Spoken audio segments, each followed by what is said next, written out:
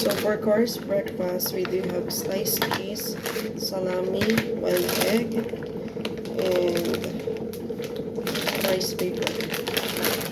Let's see.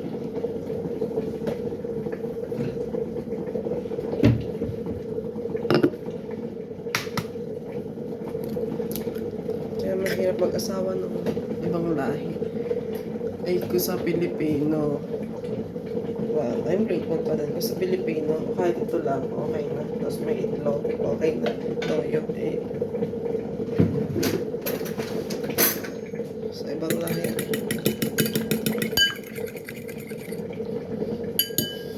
Well, ito na naman siya. So, ito, bababalik ko dito. Ay, mali. Ay, naputol.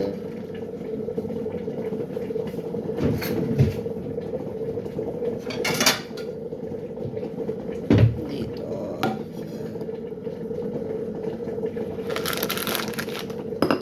So, kailangan natin ng tatlo. Dito sa kamay ko.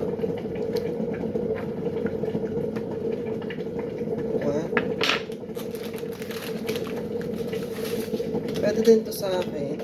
Oops. Kaso. Ay.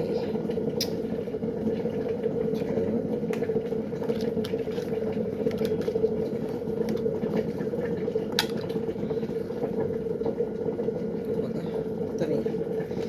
Alam ito na kanya. Yan. Natag natin siya dyan. Natin 4.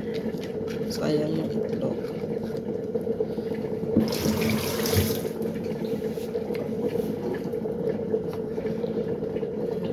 Four. Katapos, cheese. Kasi ito dalawa na lang. Tingin ko dito.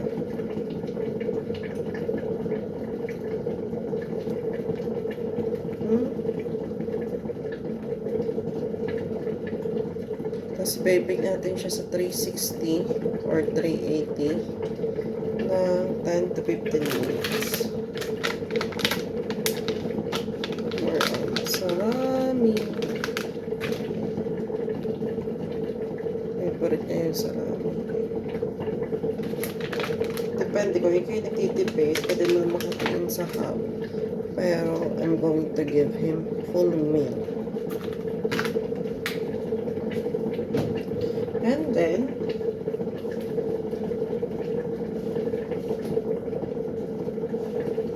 paminte. Favorite niya ang paminte. Pero pwede itong pambaka ng mga bata.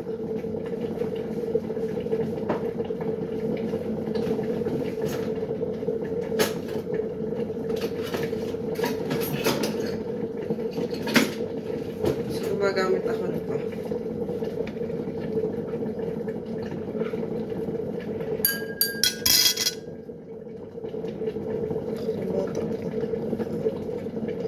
Yun.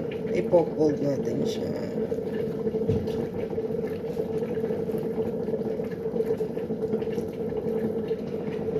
Tapos yan. Ito yung paiikutin. Pinaikot mo ako.